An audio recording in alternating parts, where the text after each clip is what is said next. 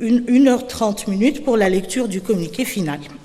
Voilà, c'était donc le déroulé de cette cérémonie solennelle d'ouverture. أدعو الآن صاحب الفخامة السيد محمد الشيخ الغزواني رئيس الجمهورية الإسلامية الموريتانية لإلقاء خطابه الترحيبي. Son Excellence Monsieur Mohamed el-Sheikh al-Ghazouani, président de la République islamique de Mauritanie. Monsieur le Président.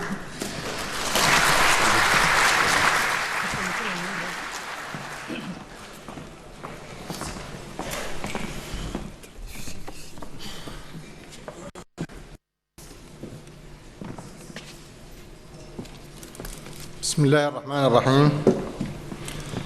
Excellence Monsieur Roch Marc Christian Kaboré, président de la République, président du Burkina Faso, président en exercice du G5 Sahel. Excellences, Messieurs les chefs d'État, Monsieur le Président de la Commission de l'Union africaine, Messieurs les ministres, Monsieur le secrétaire permanent du G5 Sahel,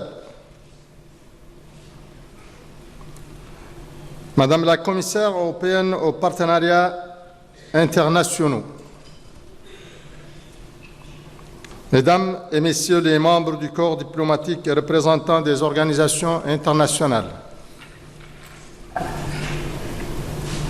distingués invités, Mesdames, Messieurs, je tiens tout d'abord à vous souhaiter une chaleureuse bienvenue et un très bon séjour en Mauritanie, terre d'hospitalité, de tolérance et de brassage des riches et authentiques cultures sahéliennes.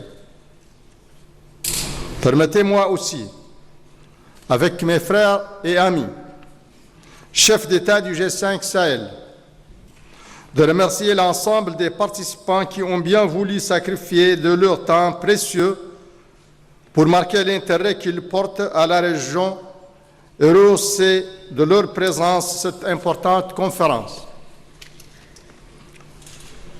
Je voudrais également assurer les familles endeuillées par les attaques terroristes de notre profonde compassion et de notre indéfectible soutien. En la mémoire de toutes les victimes de l'extrémisme violent, je vous demande d'observer une minute de silence.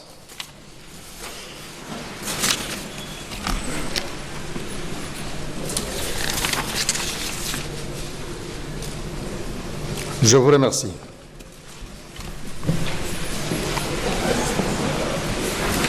Excellences, Mesdames et Messieurs, le Sahel requiert plus que jamais une attention accrue et coordonnée de la part des États de la région et de la communauté internationale pour endiguer la spirale de la violence et créer ainsi un environnement favorable et un développement socio-économique inclusif et durable.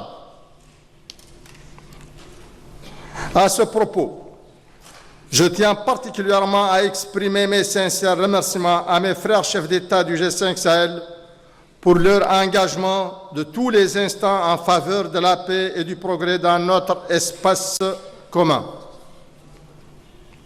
Je saisis également cette occasion pour exprimer à l'endroit de nos partenaires notre reconnaissance et notre profonde gratitude pour leur appui et soutien au G5 Sahel. Excellences, Mesdames, Messieurs,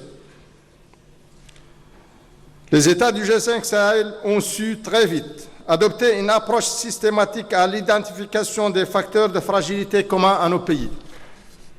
Ainsi, devrions-nous travailler davantage pour améliorer les réponses apportées aux faiblesses liées aux défis capacitaires multiformes auxquels font face les forces de défense et de sécurité, la justice, l'éducation, la cohésion sociale et aux défis du dérèglement climatique qui réduit considérablement les espaces et les ressources exploitables. De plus, malgré le renforcement de notre coopération régionale et les progrès réalisés en matière de lutte contre le terrorisme, nous constatons que la menace sécuritaire alimentaire,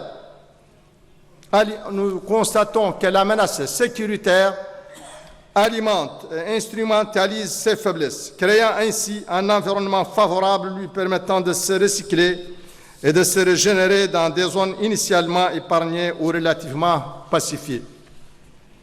Dès lors, la conjugaison de nos efforts communs avec l'ensemble de nos partenaires stratégiques devient à bien des égards nécessaire pour venir à bout de l'extrémisme violent et au-delà, tarir les sources à partir desquelles il se nourrit. Ainsi, nous notons avec satisfaction la nouvelle solidarité africaine qui s'est exprimée à travers le plan d'action prioritaire de la CEDEAO adopté le 14 septembre dernier à Ouagadougou et l'aide apportée par l'UEMOA ainsi que les décisions issues du dernier sommet de l'Union africaine favorisant l'intégration économique, régionale et la résolution des conflits qui perdurent sur le continent.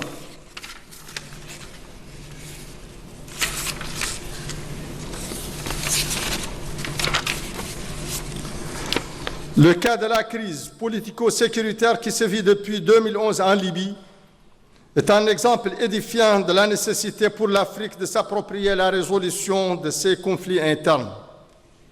En effet, malgré plusieurs initiatives internationales, la crise libyenne ne cesse de s'amplifier et de se complexifier.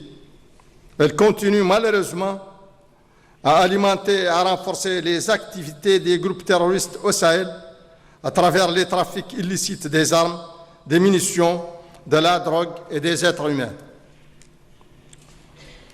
Le chaos sécuritaire généralisé qui s'installe dans ce pays frère nous engage plus que jamais à redoubler d'efforts pour faire face aux défis communs.